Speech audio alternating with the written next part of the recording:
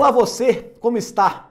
Hoje é um dia muito importante porque a gente inaugura uma nova era na nossa playlist de análise fundamentalista aqui do canal do Trademap. Então, seguindo essa linha, para quem ainda não me conhece, eu sou o Giacomo Diniz, fui professor titular de análise fundamentalista de ações da B3 por 10 anos e hoje ministro esse tema nas principais pós-graduações em São Paulo, além de diversas outras coisas que circundam o mundo de um professor de finanças. E a nossa ideia dessa trilha é a gente poder explorar a plataforma Trademap, mas também trazer insights sobre análise fundamentalista. Aqui, nessa playlist do canal, nós capturamos aspectos analíticos de uma empresa, principalmente das empresas que estão no gosto do povo, para gradativamente melhorar a sua capacidade de entender como analisar uma empresa. Então eu gosto de deixar bem claro que eu não estou aqui, nesse quadro especificamente, para fazer uma análise completa. Mas eu tenho certeza, na verdade, eu te convido a ter esse compromisso com você mesmo. Se você seguir essa trilha ao longo da jornada, você vai se especializar numa visão raiz de análise fundamentalista de quem investe há mais de 20 anos e já tomou muita porrada na orelha e agora sabe mais ou menos para onde que a banda toca. E hoje nós vamos abordar mais uma empresa que está no gosto do povo, que é a AES Tietê, que é uma empresa de geração de energia e que ela é querida dos investidores porque ela tem o hábito de pagar dividendos com uma certa frequência. Então, nós vamos focar no beabá. Eu quero navegar com você sobre alguns aspectos fundamentais da análise de resultado de uma empresa. Então, contabilmente, estaremos no vídeo de hoje falando da DRE.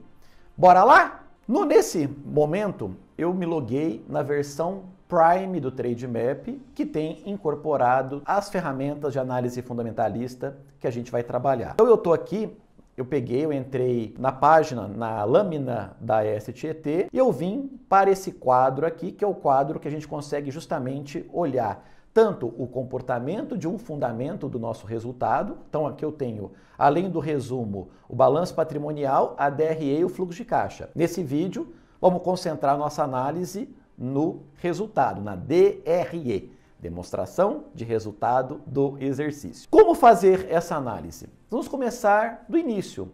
Toda empresa ela é constituída para vender um produto ou um serviço. Então, na DRE, a primeira linha é a linha de vendas líquidas. Por que nós temos o termo líquido? Porque, na verdade, na atual convenção do IFRS, todos os descontos sobre as vendas já são explicados na nota explicativa das receitas, e o que a gente realmente vê é aquilo que a empresa ganhou depois de devolução, depois de cancelamento, depois de impostos diretos sobre venda, é o que sobrou no início da nossa esteira. Então, as vendas líquidas são o início da nossa esteira. E o que a gente pode esperar de uma empresa que paga bons dividendos? É que ela tenha uma característica de madura. Minha percepção. Então, ela vai entregar um crescimento relativamente baixo. Então, para a gente poder justamente fazer esse acompanhamento, o que eu vou fazer? Eu vou focar aqui a análise, eu coloquei numa visão anualizada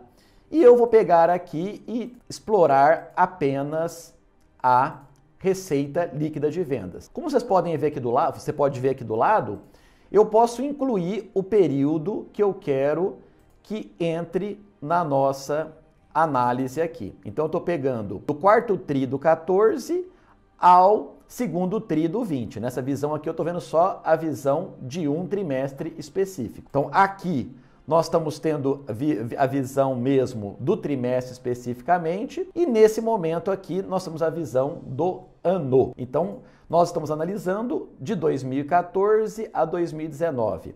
5 anos eu acho um bom número para a gente ter uma percepção. Então vem comigo. O que eu quero verificar é uma percepção de trajetória. Eu quero olhar para a tela da plataforma, entender se é uma empresa estável, se é uma empresa que entrega crescimento ou se eventualmente ela está encolhendo em termos de venda. É esse o diagnóstico que nós vamos fazer nesse instante aqui. Eu vou isolar a receita líquida para a gente justamente poder ter esse entendimento. O que acontece? Como você pode ver aqui, do 14 para o 15, houve alguma mudança estrutural na companhia que fez com que o nível de vendas dela mudasse. Eu não preciso voltar lá atrás no tempo para entender o que aconteceu. O que eu vou fazer? Eu vou excluir o ano de 2014 da minha amostra. Então, 2014 se foi, agora nós estamos aqui em 2015, que nós vamos conseguir ter uma visão mais adequada do nosso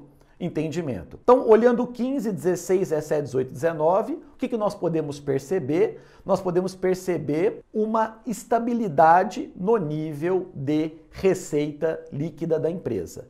Então, primeiro ponto, onde nós estamos alinhando a observação que a gente fez com a expectativa que a gente tinha, que realmente a AS Tietê, ela tem se mantido em termos de venda com uma certa estabilidade, principalmente nos últimos 4 anos. Inclusive, eu posso vir aqui e ligar a análise horizontal, que basicamente eu tenho uma visão de ano contra ano. Então, por exemplo, no 19 contra 18, a empresa cresceu aqui aproximadamente 6%. E assim sucessivamente. O que a gente fez aqui então? Eu aumentei aqui o view, né, o zoom. Então ela cresceu 6,56 no 19, ela contra 18, 11,31, 18 contra 17 e 10,68, 17 contra 16. Melhorando um pouquinho mais a nossa resolução, colocando a visão de análise horizontal, a gente pode entender até que a empresa está entregando um crescimento acima da inflação. Poxa, nesses últimos 4 anos, a inflação deve ter rodado média quanto? 5%? Vamos chutar isso. Poxa, se a empresa entregou um crescimento médio aí de 10%, ela ainda está fazendo investimentos, então ela ainda está entregando crescimento real do ponto de vista de vendas. Se você entrar na parte qualitativa da empresa, você vai se lembrar, por exemplo, que ela está muito intensa no investimento em renováveis, eólico, etc. e tal. Então a gente tem que tomar cuidado com essa visão. Primeiro diagnóstico aqui, a empresa ela tem entregue um crescimento de vendas que está em linha com aquilo que a gente viu nos aspectos qualitativos da companhia. Então, eu gosto de sempre dizer para meus alunos que nós temos que sempre, no processo de análise de uma empresa, associar dois componentes. Associar o termo quantitativo, que é o número, as barrinhas, e o processo analítico visual mesmo, contra a história. Porque todos esses números, eles têm um pano de fundo.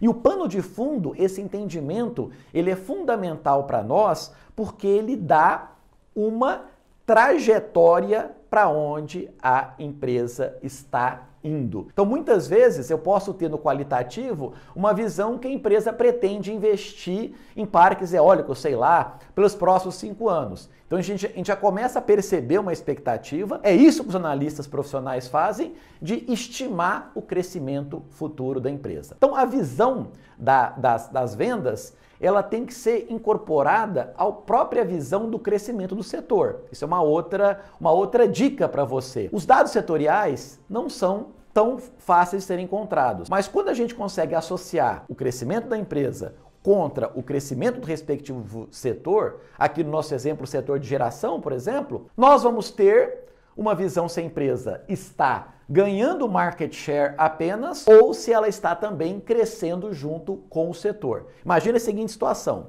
se eu tenho um setor estável e eu tenho a empresa ganhando espaço nas vendas, isso nós conseguimos deduzir então que a empresa está ganhando market share. E nesse caso, a recíproca também é a verdadeira. Próximo item da nossa DRE, que se chama resultado bruto. Então, o que eu pego? Eu pego a receita líquida de vendas, tiro os custos da produção do produto ou da disponibilização do serviço, que é o CPV ou CMV, outros nomes afins, e aí eu vou encontrar o seguinte: o resultado líquido dos custos de produção daquele produto ou serviço, que é esse item aqui, que é o nosso resultado bruto. Então eu incluí agora a barrinha de resultado bruto na nossa discussão. A diferença entre a barrinha de vendas e a barrinha de resultado bruto é o CPV que eu comentei. E isso dá uma visão para nós de uma coisa chamada margem bruta. Se eu vendo 100 e sobra 60 no meu resultado bruto, quer dizer que 40 envolvidos diretamente ao produto e ao serviço da empresa. Aqui, na plataforma, no Trademap, eu consigo inclusive ligar a margem bruta. Aqui, olha, liguei ela. Então nós estamos vendo o quê? A margem bruta no ano do 19, ela foi 35%. Já no ano do 18, 38,2%. Já no 17, 36%. Então aqui eu tenho uma outra visão, uma estabilidade da prática de preços da empresa. Por quê? Ela está conseguindo gerenciar o mix de produtos dela para manter essa margem bruta ao longo do tempo. Naturalmente, se estamos falando de uma empresa do setor elétrico, a gente sabe que temos coisas relacionadas à regulamentação, a monopólio natural e outras coisas do gênero. Mas, se a gente vai, por exemplo, para o varejo, a margem bruta dá uma visão bastante robusta para nós de como está o nível de competitividade do setor. Por quê? Veja bem, se eu consigo vender por 100 uma coisa que me custa 20, é que realmente eu tenho uma série de paranauês do mercado que me permite defender essa minha margem. A pergunta é, por que não entra um outro concorrente praticando um preço menor? Essa capacidade de entrada de novos concorrentes é uma discussão qualitativa no mundo de análise fundamentalista, chamado de análise competitiva do setor, que no futuro, inclusive, podemos dedicar aí um conteúdo a essa discussão. Então, se eu chego aqui e me concentro na análise só do resultado bruto, nós estamos vendo o quê? Que 15 aparentemente mostrou ainda uma atipicidade, mas 16, 17, 18 e 19, a empresa ela tem mantido um resultado bruto estável. Ela teve um pequeno crescimento nas vendas, parte desse crescimento foi consumido pela pequena redução na margem bruta, mantendo o resultado bruto relativamente estável. Então eu peguei a STT para te dar essa aula de como a gente analisar os primeiros componentes de resultado da empresa. Nos próximos vídeos eu vou continuar destrinchando a análise desses resultados, só que aí eu vou abocanhar outras empresas para a gente conseguir, inclusive, dar alguns destaques para aspectos específicos do negócio. Legal? Então, essa é a nova versão aqui. Nós vamos pegar mais elementos na nossa discussão. Os vídeos vão ser um pouco mais longos, mas eu tenho certeza, esse é meu compromisso com você, que se você seguir nessa trilha, você vai conseguir extrair o máximo possível da plataforma Trademap e, por conseguinte, se tornar aí um investidor raiz, um investidor consciente, um investidor focado em obter os seus resultados de forma independente. Legal? Espero que você tenha gostado desse vídeo. Aquele recadinho básico de sempre, se gostou, deixe o seu like. Mas se você chegou até aqui e não deu o like ainda, poxa, dá o like para nós aí. E também, todo compartilhamento é muito bem-vindo. E seguimos junto. Eu sou Giacomo Diniz. Um forte abraço.